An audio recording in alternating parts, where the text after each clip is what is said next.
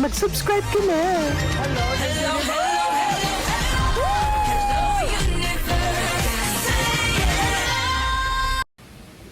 Hello mga buweks! Magandang araw sa inyong lahat. Galaw-galaw para hindi mo pa imburnaw.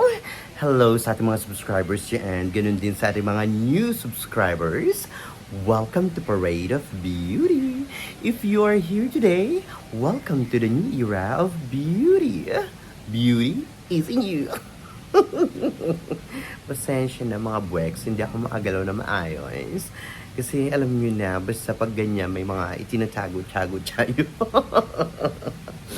Anyway, pasensya na kayo kasi ang aking fukiramdam ay hindi maganda. Medyo may sipon ako ngayon at saka ubo. Pero syempre, umpisa na natin ang ating mga bugahan. Nakakaloka, ang tagal nating hindi nakapag-vlog, di ba? Pero syempre, ayan, medyo bumabalik-balik na ang aking, anong tawag dito? Feeling. Feeling talaga sa pagbablog. Medyo nawalan ako ng gana. Anyway, well, medyo nagkakaroon ako ng medyo magandang feeling, no? Sa Miss Universe Philippines. Pero, nung nakaraang araw nga, kahapon yata, ay, naglata. Naglapot ang kape. But anyway, kahapon nga, in-announce ng Miss Universe Philippines Organization na move ng isang araw ang kanilang coronation night, which is supposedly March tuloy, May 1 ito. So ngayon, naging May 2, di ba? So ako naman, syempre, as a surprise sana sa inyo, na nakapag-book na ako ng flight last month pa. Atong flight ko to Manila, yung sinasabi ko sa inyo, hindi ako uwi, ganyan. Pero uwi talaga ako, mga boys. Kasi bago pa in-announce ng Miss Universe Philippines, yung official date ng coronation night, alam ko na kung kailan siya. May 1 nga, kasi may nagsabi sa akin. So, nag-book na ako ng flight. Tapos, a few weeks later, nag-post yung Miss Universe Philippines na May 1 nga siya, diba? So, sabi ko, perfect. So, balik ko na lang ng Melbourne is May 2. But unfortunately, since nabago nga, naging May 2 na siya, May 3 na ako babalik ng Melbourne from the Philippines after watching Miss Universe Philippines 2026 Coronation Night. So kagabi, wala naman ako magagawa kasi nabook ko na yung flight ko eh. So kailangan ko siyang i-rebook. Yung return ko sa Melbourne from Manila. Siyempre, alam nga namang sayangin pa natin yung pinambili natin ng ticket na return, di ba? Siyempre, hindi naman tayo nagpupulot ng pera sa ibang bansa. But anyway, okay lang yan. Ganun talaga. Intindihin din natin yung part ng Miss Universe Philippines. Ang gusto lang naman nila ay makapaghatid sa atin ng napakagandang show, di ba? So, titignan natin kung talaga bang pasabog ang Miss Universe Philippines ngayong taong ito. Kaya na-move nga para daw maayos lahat, masatisfy yung mga manonood, yung mga audience, yung mga bibili ng mga tickets, di ba? So titingnan natin baka naman talaga nag-e-effort talaga Miss Universe Philippines, no? And to be honest, every year maganda ang Miss Universe Philippines, magandang production, maganda yung anong tawag dito, yung super high quality videos nila, di ba? Talagang HD. Talaga namang wala tayong maireklamo diyan pagdating sa coronation night ng Miss Universe Philippines competition. But anyway, eto na nga mga buweks, no? Alam niyo naman na, syempre, sa Miss Grand International All-Stars, ang dami natin mga kandidata dyan. So, syempre, pumutok nung kailan lang ang balita sa pagsali ni Gazini Ganados. Syempre, nandyan si Kaylin Trajano, nandyan si Fuchsia Ravena, tapos yung isang girl pa na Brazilian, I forgot her name.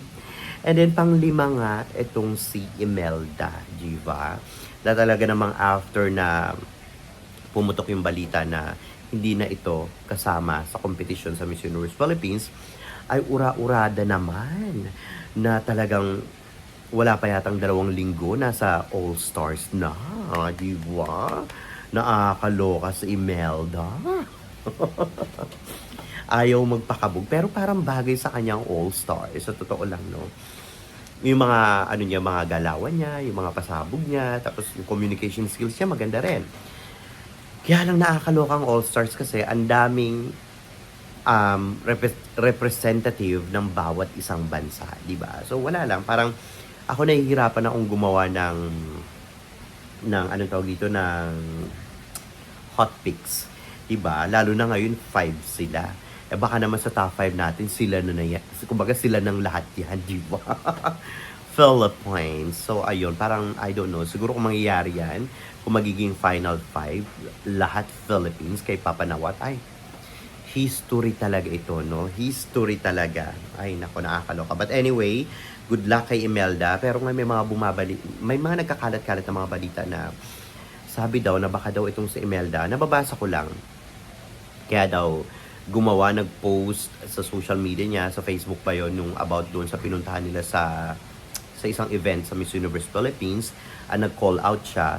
Hindi daw kaya ito ay paraan ni Imelda para makatakas dito sa Miss Universe Philippines, para magkaroon ng dahilan para makaalis siya sa Miss Universe Philippines dahil daw na mas feel nito ang All-Stars. O diba? So yan ang mga kumakalat-kalat na balita para lang maging excuse yung pinost niya sa social media kasi alam niyang i-call out din siya ng Miss Universe Philippines. But anyway, tayo naman ay nakikibasa lang at wala naman tayong alam sa totoong mga pangyayari sa buhay-buhay ni Imelda at ganun din sa, alam niyo, sa mga pinagagagawa rin ng Miss Universe Philippines, di ba? So, sila na lang makakasagot niya, di ba? Well, kung nasaan man si Imelda ngayon, kudos sa kanya, pagpapatunay din na talagang may ipinaglalaban ang nag-iisang Imelda. O you are from Miss Earth to Miss Universe Philippines, and of course, sa Miss Grand International All-Stars First Edition, di ba? And sa Miss Universe Philippines naman, wala naman tayo magagawa doon, wala rin magagawa sa Imelda kung talagang merong mga rules and regulations na sinusunod, may mga protocols or policies, kung mga ano-ano pa yung Miss Universe Philippines. Kailangang irespeto yan ng bawat isa, di ba? Kasi yung mga policies na yung mga protocols na yan ay hindi yan ginawa ng isang gabi lang. Hindi yan ginawa ng basta-basta lang. Siyempre, nagbayad din yan ng mga lawyers, ng mga empleyado para mabuo itong mga policies na ito, mga rules and regulations na ito. At syempre, hindi nila dapat baliwalain yun. Hindi nila babaliwalain yun, di ba? Kasi kung babaliwalain nila yun, magiging unfair din naman sa mga ibang candidates, di ba? Na, alam niyo, may mga pinaglalaban pero hindi na pa imbornal, di ba?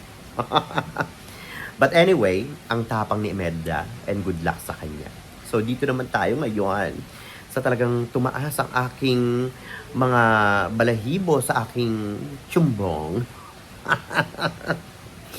Nakakaloka, nagbabarado yung ilong ko.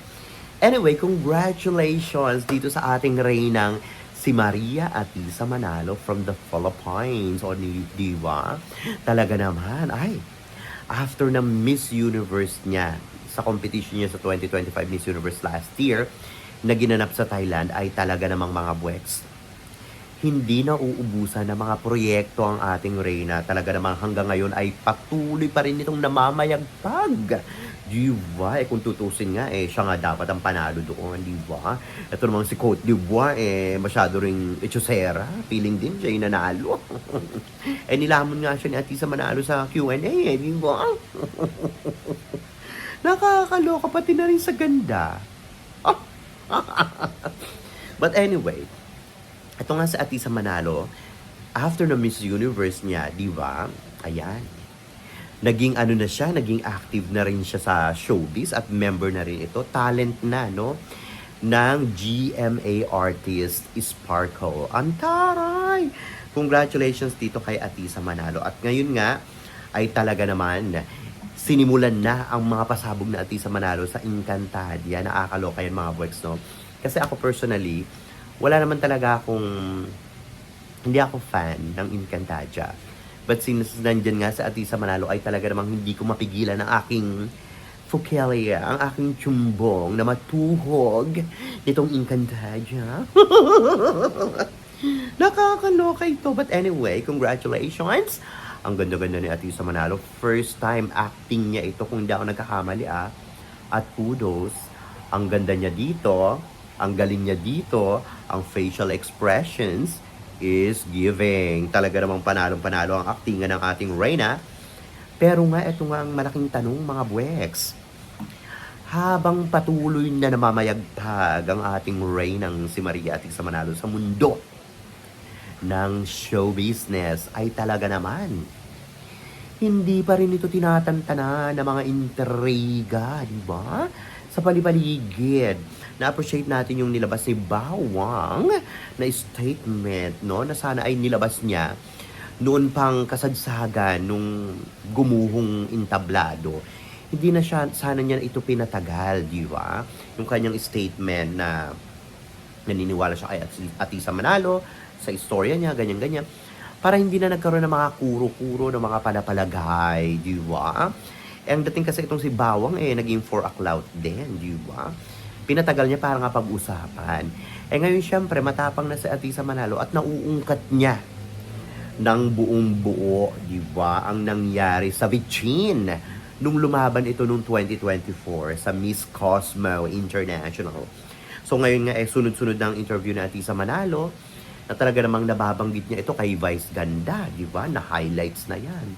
Dito rin kay kay Kylie Versosa. Recently lang, ngayon talagang hindi na nakapagpigil itong si Bawang kasi alam niya matatabunan siya dahil sa Atisa Manalo ay nagsasalita na ng bonggang-bongga. Pinapakita niya ang kanyang tapang ng buong buo, di ba?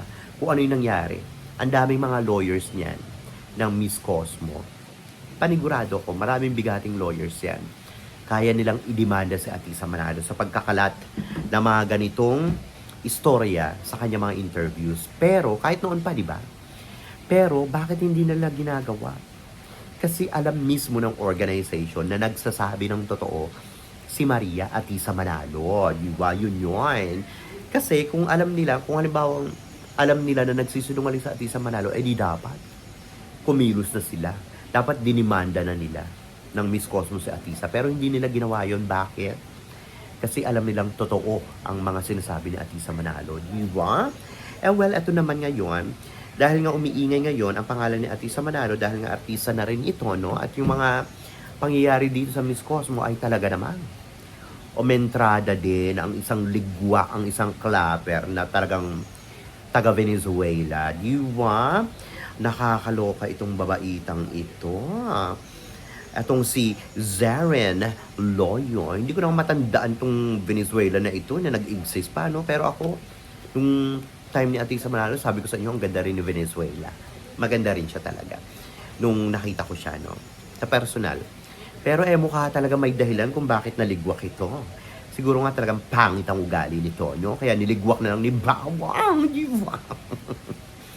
Tapos ngayon tinitignan ko yung Instagram niya after niyang ilabas itong balitang ito tungkol kay Atisa Manalo, no?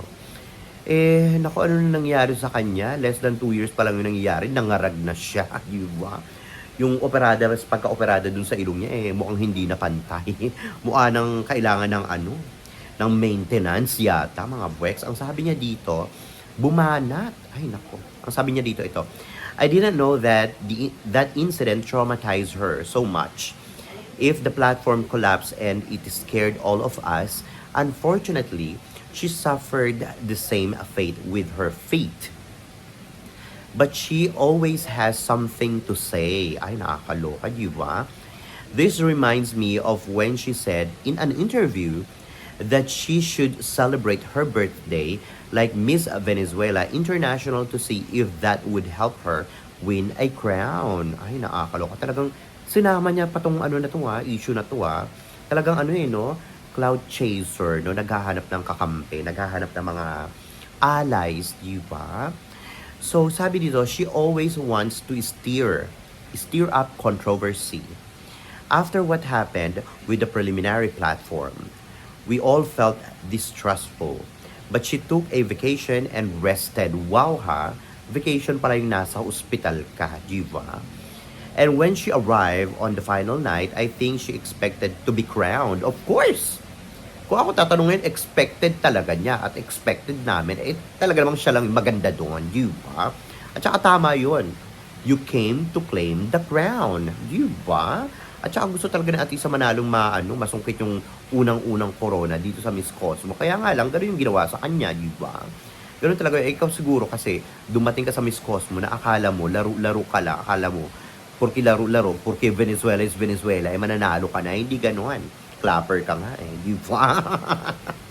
Nakakaloka ito. Sabi niya pa, lol. I mean, there were women who, even with bleeding feet, ayan fought day after day and still managed to stay on their feet. Bakit si Atisa Manalo ba? Hindi ba yung lumaban kahit na talagang umiika-ika na, masakit na yung kanyang ankle sa paa. At least yung mga nag-bleed na mga babae nung kakompetition ni Atisa na yon, yung mga kandidata, at least sila dumugo. Yung, kung may dumugo man talaga, dumugo yung kanilang mga paa. Itong kay Atisa Manalo, di ba parang sa loob, yung tinamaan. Malay nyo kung may hematoma pa yan sa loob. Diba? Kung dumugo yan, doon mismo sa loob. Mas delikado pa yun. Diba? Meron nga daw mga tumutulo-tulo na liquid dun sa bone marrow niya. Diba? Nakakaloka lang ito. Bone marrow tuloy. Sa kanyang bone, sa inside, no? Anyway, ang sabi dito, I was one of them. Ayan And I would never speak ill of the treatment I received from the Miss Cosmo chaperons. Right? I have never received such wonderful treatment from an organization as they did. And the only thing the organization lack, nilaglag din ang organization. Diba? Ililift tapos ilalaglag. Ang sabi dito, lack was a sense of responsibility towards her. Because they did everything for her. Medyo confusing, no? Lack daw tapos they did everything. Ang syunga naman ito. She only existed after the final night. She never felt anything for the rest of it. And I already knew about her. I never saw her so strong. Well, siguro, hindi mo siya nakitang strong siya kasi nga, hindi kanya ka-level. Diba? Ganun lang yon. At saka, hindi ka rin naman pang pageant. Dahil, nakakaloka na naman. Tignan mo naman yung itsura mo. Wala sa karing-kinga ni Atisa Manalo. Baka hindi mo pa nga alam kung ano talaga yung ibig sabihin ng strong candidate sa hindi. Sa Atisa Manalo yung strong, ikaw yung hindi. Ito lang mga buweks, no? Sa tingin ko, itong si Zaren, gustong sumipsip at talaga namang ini-stroke ang organization. Diba? Parang nga mapansin siya, para pasalamatan siya. O baka mamaya gusto niya rin kunin ang franchise ng organization. Nakakaloka, no? Ay, nako. Good luck sa'yo, girl. Hindi ka naman kagandahan. Magpakabait ka, diba? So, ito pang nakakaloka, no? Siyempre, pumutok yung kanyang pinos at tuwang-tuwa pang luka-luka. Ito, nag-post pa, nag-story pa.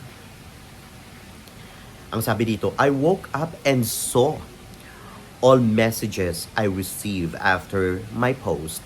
Great. Ang taray, This isn't about me being more or less important because of the final result. I'm just saying what I saw. I really appreciate the work of Miss Cosmo did as an organization. They made our time as contestants the best. And I'm grateful to all the Vietnamese because lovers or Vietnamese beauty lovers who supported us all. Diba? Talagang hinighlight pang mga Vietnamese, no? Talagang naghahanap ito ng kampi. I am truly thankful because they made me feel at home even though I was so far away. By the way, even though I didn't win any titles or top placement at Miss Cosmo, I was, am, and always will be Venezuela Antaray, which makes me proud and makes me a winner. With all the love I still have from the Vietnamese and the other countries that are part of my Miss Cosmo family. Di ikaw na. Talagang tuwan-tuwa pa siya. May talagang mga pumanig sa kanya, no? Warla girl itong si girl. Palaaway itong si girl, no? Sabi niya kahit daw hindi siya nanalo, siya pa rin daw at Venezuelan daw siya. Tama naman yon. Proud siya as Venezuelan. Pero girl, kahit na Venezuelan ka, you can never fail or considered as a winner, di ba? Kasi Venezuela is Venezuela, yes. Pero ngayon, Nagpe-penetrate pa bang madalas ang Venezuela? So kung Venezuela ka, okay, go. Pero hindi ka nanalo. Anong tawag sa'yo ngayon? Latak. Di ba? Clapper, di ba? Clapper, hindi clapper, di ba? Nakakaloka itong paimbornal na ito. Samantalang dati, panay comment niya pa kay Atisa Manalo, panay bigay niya pa ng mga comments doon ng mga magaganda, pinafollow niya pa sa Atisa Manalo, nakakaloka. At buti na lang, itong si Atisa Manalo ay in-unfollow na itong lukarit na to. Kung ako lang mga boys no, sa totoo lang, dapat binlock to ni Atisa Manalo kasi sobrang plastic, di ba? But anyway, mga Wex, kahit na ano pang sabihin nila, wala na silang magagawa dahil sa Atisa Manalo lang naman, di ba, ang namamayagpag sa, hindi lang sa mundo ng pageantry, ganun din sa showbiz. Yun ngang nanalong si Fatimang bullshit. O, di ba? Anong karir niya ngayon? Puro Victoria. Di ba? Nakakaloka. Wala namang mga pinapakita mga travel na madalas. Wala namang mga pinapakita mga charity works. Puro na lang puro na lang interview na ganyan. Tapos sasabihin na ako yung nag-iisa, ako yung kapanapanalo, whatever. Di ba? Nakakaloka. But anyway, mga buweks, ano masasabi niyo dito sa ating mga chika ngayong araw na ito? Mag-ingay kayo sa ating comment section para makita ko rin ang inyong mga opinion. Hanggang sa susunod natin mga chika-chikahan. Bye for now, mga buweks, and I love you all. Bye! See ya!